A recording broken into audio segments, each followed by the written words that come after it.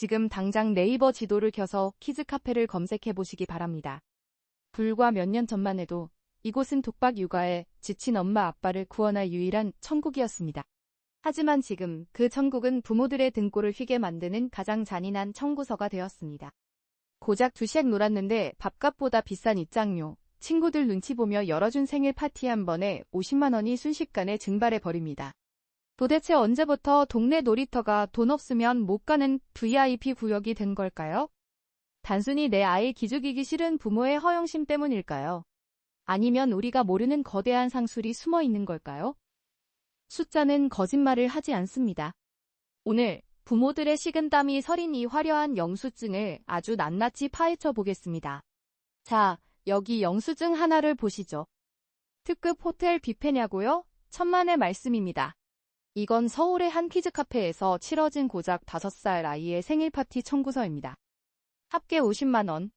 믿기지 않으시겠지만 이게 지금 대한민국의 평범한 기준이 되어가고 있습니다. 조선비즈의 최근 보도대로 이제 파티룸 대여비와 식대, 데코레이션을 합치면 50만 원은 우습게 깨지는 시대가 온 겁니다. 직장인이 한 달 내내 점심을 사 먹을 돈이 단 3시간 만에 증발해버리는 셈이죠. 지금 당장 스마트폰을 켜서 맘카페나 인스타그램을 한번 훑어보세요. 우리 아이 죽이기 싫어서 남들 다 하니까? 이 불안함이 만들어낸 풍경은 기괴할 정도입니다. 영어 유치원 친구들을 초대하고 전문 스냅 작가까지 부르는 이른바 VIP 키즈 파티. 아이가 유치원에서 돌아와 엄마, 민수는 거기서 생일 파티했다는데 나는? 이라고 묻는 순간 부모의 이성은 마비됩니다. 결국 이번 달 생활비를 쪼개고 쪼개서 울며 겨자 먹기로 예약 버튼을 누르게 되는 거죠. 도대체 부모들은 왜 이 비싼 비용을 치르면서까지 키즈 카페에 목을 매는 걸까요? 단순히 아이 길을 살려주려고? 아니면 남들 하니까 따라하는 허영심 때문에? 그렇게 생각하셨다면 반은 맞고 반은 틀렸습니다. 부모들이 바보가 아닌 이상 50만 원이 넘는 돈을 매주 허공에 뿌리고 싶어 할 리가 없으니까요.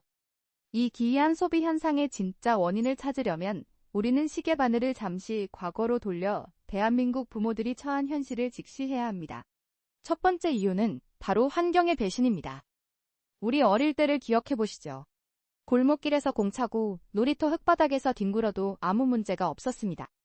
그런데 지금 대한민국은 어떻습니까? 봄에는 미세먼지와 황사가 아이들의 호흡기를 위협하고 여름에는 동남아보다 더한 살인적인 폭염이, 겨울에는 시베리아급 한파가 닥칩니다. 1년 365일 중 아이들이 밖에서 마음껏 뛰어놀 수 있는 날이 며칠이나 될까요? 결국 갈 곳 잃은 아이들에게 실내 공간은 선택이 아니라 생존을 위한 필수 조건이 되어버린 겁니다. 하지만 부모들의 지갑을 강제로 열게 만든 더 결정적인 두 번째 이유. 바로 대한민국 아파트 공화국의 고질병, 층간소음입니다. 이게 진짜 무서운 현실입니다. 한국 사회에서 아이가 집에서 뛴다는 건 곧 부모가 죄인이 된다는 뜻입니다. 퇴근하고 쉬어야 할 저녁 시간, 아이가 거실을 달리는 순간 아랫집 인터폰이 울릴까봐 부모의 심장은 쪼그라듭니다. 뛰지 마, 발 뒤꿈치 들어, 조용히 해. 집이 가장 편안한 안식처여야 하는데 아이들에게는 움직임을 통제받는 감옥이 되어버렸죠. 결국 부모들은 주말만이라도 아이에게 뛸 권리를 사주기 위해 짐을 쌉니다. 그게 바로 키즈 카페입니다. 커피를 마시러 가는 게 아닙니다. 내 아이가 남의 눈치 안 보고 소리 지르고 달릴 수 있는 유일한 해방구를 돈으로 사는 겁니다.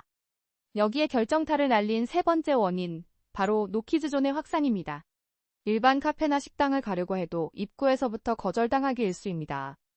아이를 데리고 갈 수 있는 곳은 점점 사라지고 사회적 시선은 차가워졌습니다. 갈 곳 없는 부모들을 두 팔 벌려 환영해주는 곳, 비싸더라도 눈치 주지 않는 곳. 그곳이 바로 키즈 카페였습니다. 즉, 우리가 보고 있는 그 비싼 영수증은 단순한 입장료가 아닙니다.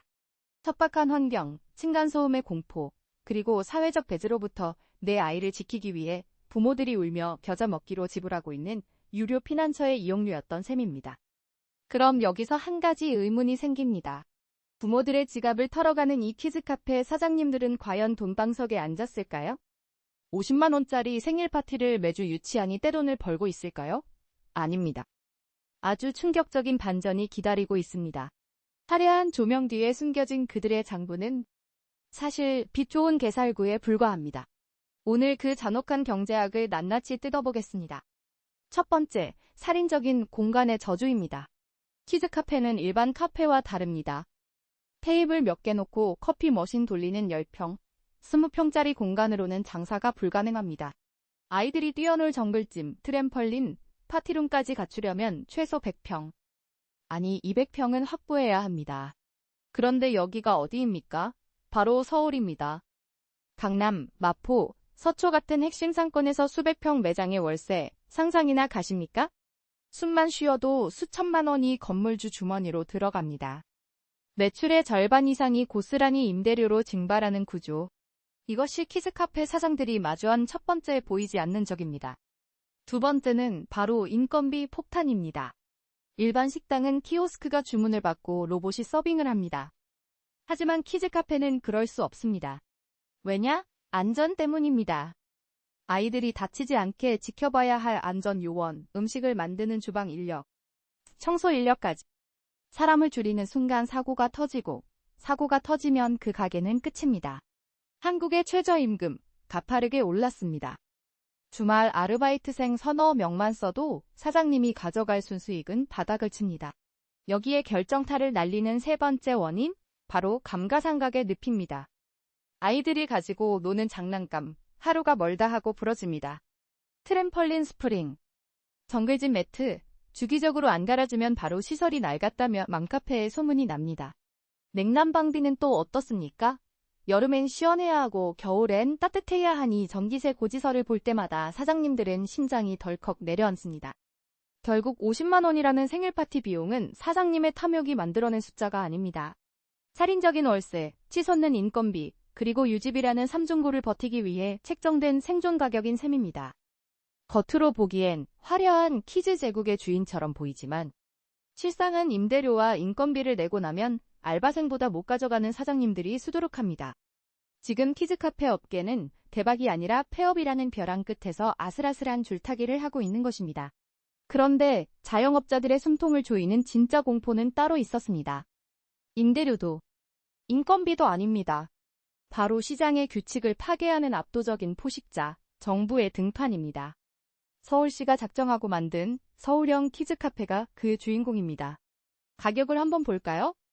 민간 업체에서 아이 한 명당 2만 원, 3만 원을 내고 눈치 보며 음료수까지 시켜 먹어야 서울형 키즈카페의 요금은 단돈 3천 원 수준입니다. 심지어 부모님 입장료는 무료인 곳이 대부분입니다. 시설이 낙후됐을까요? 천만에요. 민간 시설 뺨치는 몬스터 슬라이드의 트램펄린, 최신 장난감까지 갖췄습니다. 소비자들의 반응은 광기를 넘어섰습니다.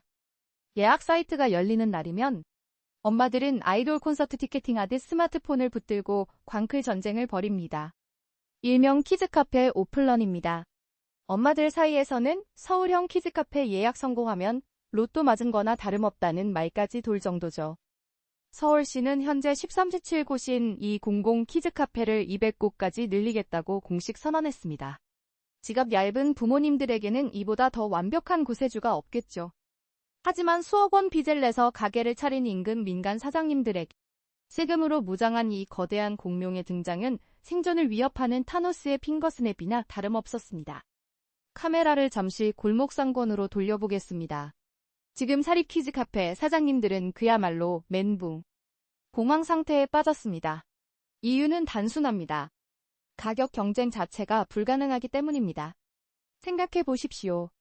민간 키즈카페가 임대료 내고 인건비 주고 전기세 내면서 2시간에 2만 원, 3만 원을 받을 때 바로 옆 동네에 세금으로 운영되는 3천 원짜리 국가대표급 시설이 들어선 겁니다. 이건 다윗과 골리앗의 싸움도 아닙니다. 그냥 체급이 다른 승패가 이미 정해진 게임이죠. 자영업자 커뮤니티와 소상공인, 소호상인 들 사이에서는 나라가 내 세금으로 내 장사를 망하게 한다. 이건 명백한 골목상권 침해다 라는 비명이 터져 나오고 있습니다. 사장님들은 억울함을 호소합니다. 우리는 수억 원 들여 인테리어하고 매달 월세로만 수천만 원이 나가는데 구청 건물에서 임대료도 없이 운영하는 공공시설과 어떻게 경쟁하냐는 거죠. 실제로 서울형 키즈카페가 하나 생길 때마다 인근의 중소형 민간 키즈카페 매출은 곤두박질 칩니다. 소비자는 냉정합니다. 아무리 사장님 사정이 딱해도 시설 깨끗하고 가격은 10분의 1 수준인 곳을 놔두고 비싼 곳을 갈 이유는 없으니까요. 일부 사립 카페들은 프리미엄 전략으로 맞불을 놓기도 합니다. 공공에는 없는 원어민 튜터, 호텔급 식사, 더 화려한 장난감으로 차별화를 시도하죠. 하지만 이것도 자금력이 있는 대형 프랜차이즈가 가능한 이야기입니다.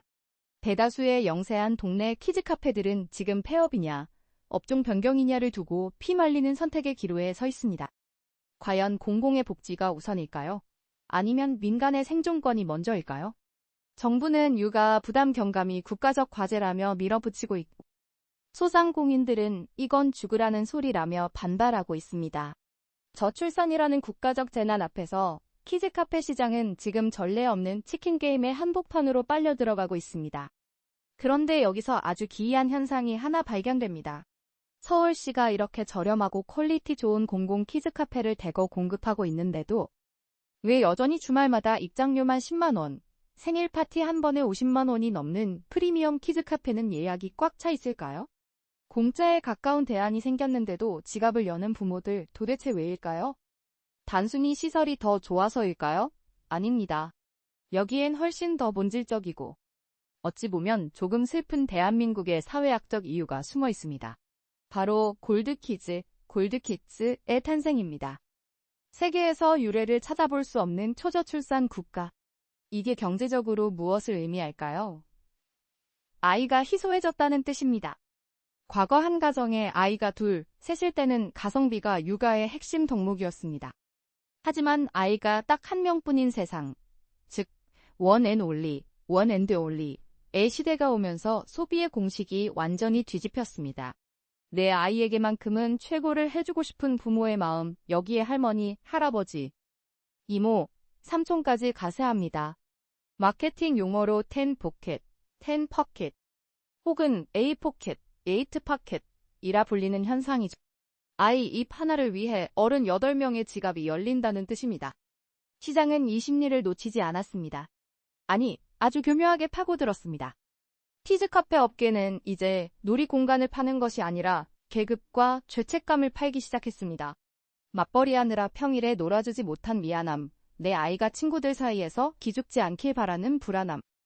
이 감정의 틈새를 500만 원짜리 영어 멤버십과 호텔급 파티룸이 메우고 있는 겁니다. 부모들에게 키즈카페 영수증은 단순한 지출 내역이 아닙니다.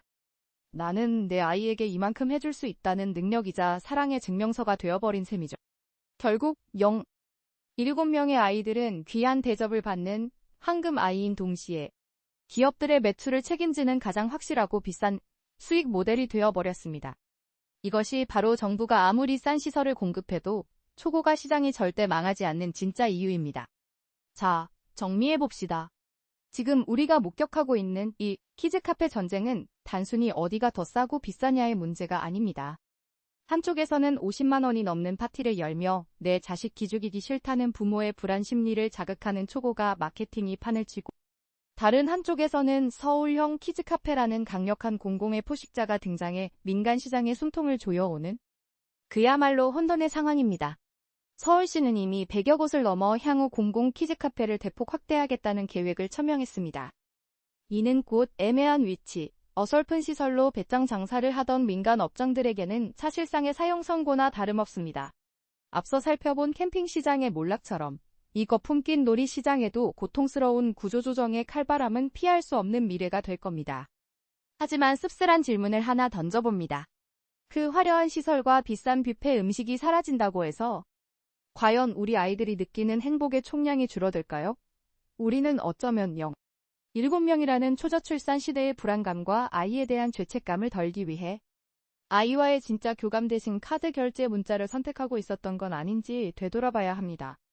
50만 원짜리 영수증이 내 아이의 자존감을 지켜줄 거라는 착각. 그 거품이 꺼지는 순간 비로소 돈으로 환산할 수 없는 진짜 육아가 시작될지도 모릅니다. 숫자는 거짓말을 하지 않지만 아이가 평생 기억하는 건 화려한 조명이 아니라 부모와 눈을 맞추며 웃던 그 따뜻한 순간일 테니까요. 오늘의 이야기는 여기까지입니다.